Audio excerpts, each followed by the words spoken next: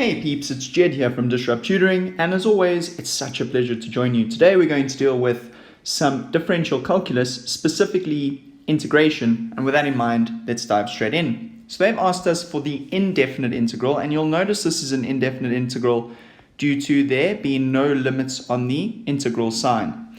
Right, so let's do this one together. So we've been given the integral of x squared minus y squared dA. Right, so what's very interesting here is they've asked us to look at it with respect to a, but there isn't an a in the question.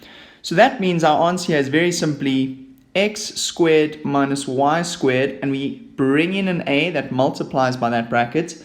And because this is an indefinite integral, we need to add that constant.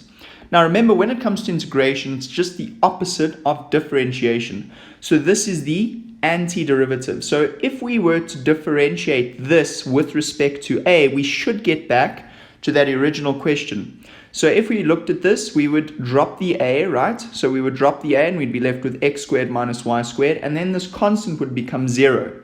So we're left with x squared minus y squared, which is the answer that they gave us. Brilliant. Hope that helped you out. Remember, for more of these epic tutorial videos, you could head over to our website, or you can send us a question if you can't find the answer to the question that is plaguing your nightmares. Until the next time, stay epic.